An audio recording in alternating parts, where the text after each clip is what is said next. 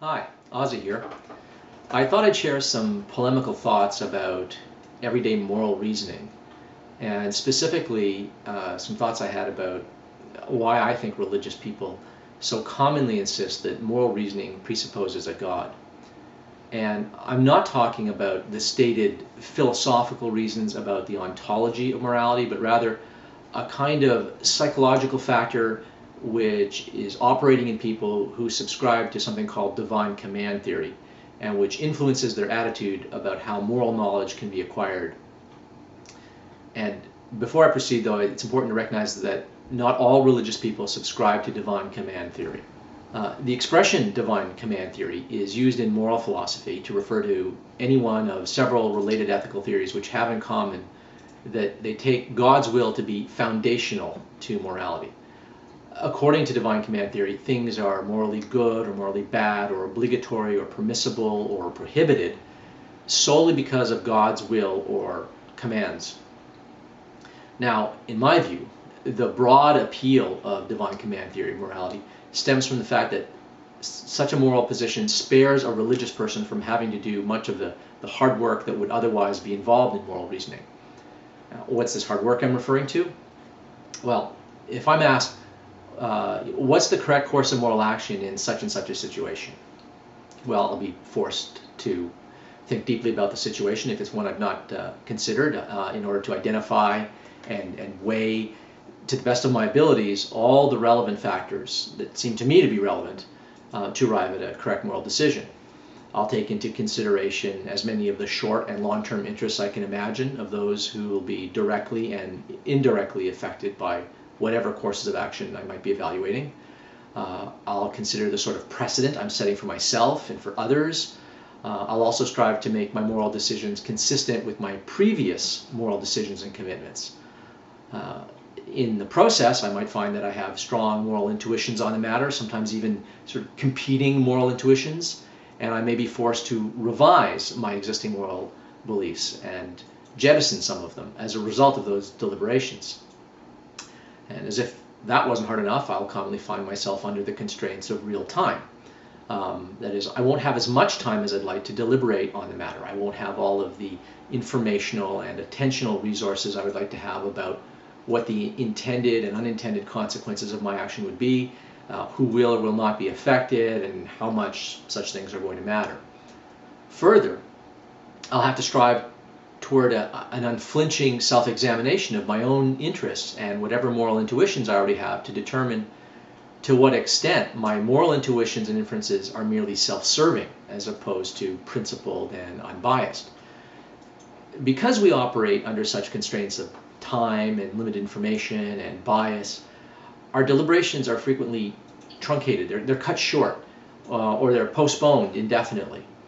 In the worst cases, when we're lazy and we want to avoid the hard work of moral deliberation, we simply act on whatever moral intuitions just bubble up to the surface of our minds in that moment, often in predictably self-serving ways, which contributes to the formation of a highly inconsistent standard or position out of a whole patchwork of mutually contradicting decisions, actions, and intuitions. It takes years of serious and deliberate and conscientious effort in the form of introspection and reading and observation and conversations and sustained arguments with others before a person can achieve a condition of reflective equilibrium on moral questions. So clearly, producing workable and durable moral convictions, which are both emotionally and intellectually satisfying, is an open-ended, ongoing life project. So we owe it to ourselves to deliberately expose whatever moral convictions we presently hold to new evidence and new arguments, other views on moral questions, as we work towards the ideal of enduring principles that have wide cross-cultural and transgenerational applicability. It is no easy thing to constantly reevaluate one's moral conclusions in this way, revising them and adjusting our moral intuitions into conformity with one another and with whatever ideals we're striving to emulate. One of the goals in all of this is to reach a point where our moral intuitions are not just products of what's being passively pickled into us by our culture, but the product of the thoughtful reflection, analysis, and evaluation until our moral intuitions move us to speak and act in a consistent way that feels natural and automatic, so that we're not always engaged in a elaborate and sophisticated rational process of deliberation. A permissive condition for achieving any of this is to keep in mind that one's moral conclusions, however hard-won and robust they might feel to us in the moment, are nevertheless provisional and subject to error and revision, just like the most robust scientific theory is. Patting ourselves on the back and declaring that the personal and collective enterprise of moral inquiry is complete can only hamper this life project. We have to resist the tendency to dismiss objections put forward by those whom we disagree with or possibly regard as moral reprobates, because they threaten to contaminate our existing moral vision. The temptation to insulate one's beliefs from contamination is always strong, and never stronger than when moral beliefs are at issue. But we yield to that self-serving and self-congratulatory temptation at the risk of letting our moral beliefs ossify into mere prejudices. So all of this is a heavy cognitive burden.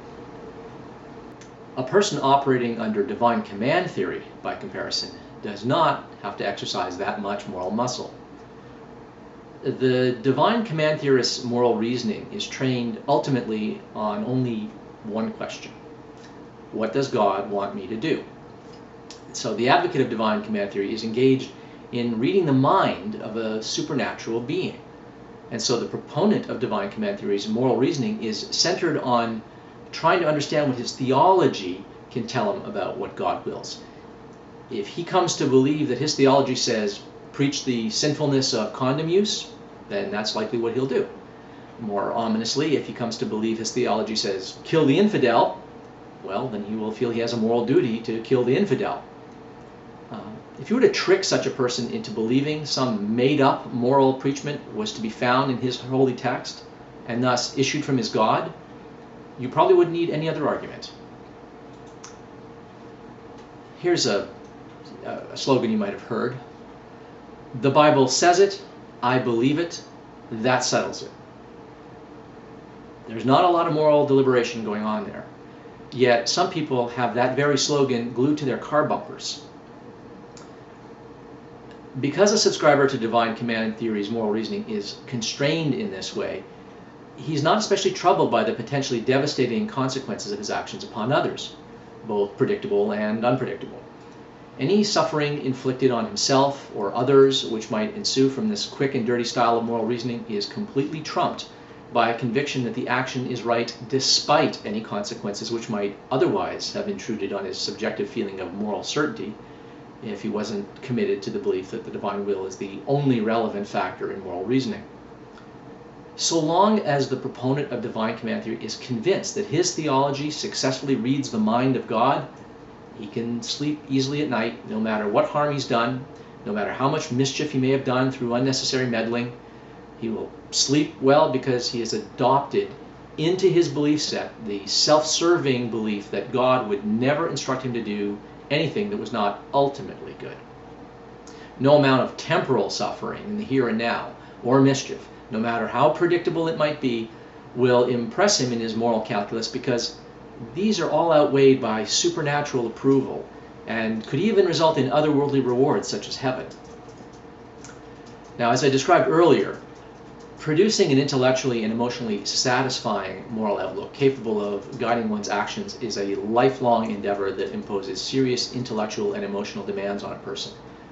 But by contrast, the believer in divine command theory's entire style of moral reasoning and the theological discourse he's engaged with and reliant upon steers him away from any of this kind of moral calculus, leaving him with less actual experience in weighing morally relevant factors, and leaves him with a paucity of emotional and intellectual resources to even imagine how moral reasoning can proceed without divine marching orders.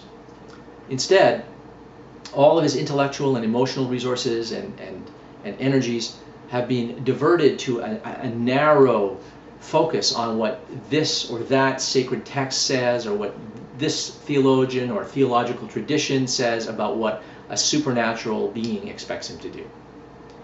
Moral deliberation is thereby reduced to a kind of psychoanalytic speculation into the inscrutable preferences of a super being. A lifetime of crippling one's moral capacities in this matter would be enough to make anyone despair when asked to ponder how a non-theist arrives at his or her moral beliefs. It should come as no surprise to us, therefore, that people whose moral imagination is constrained and impoverished in this way find the prospect of moral deliberation without divine marching orders to be utterly daunting and even hopeless. So, it's no mystery why fundamentalists and others who subscribe to divine command theory reflexively repeat the mantra that without a God, morality and moral knowledge is impossible. Now, nothing I said here should be construed as an argument disproving divine command theory, though clearly some of the liabilities I've alluded to will serve to further discredit that style of moral reasoning in the minds of those who aren't given over to divine command theory already. But my objective here was to make explicit why I think so very many religious people feel in their very bones that morality can't even exist without a God, and that moral knowledge is impossible without positing a God. It's because their quick and dirty approach to moral reasoning, when practiced over a lifetime, results in a failure of imagination with regards to the moral reasoning practices of the non-religious. That's all for now, and thank you for watching.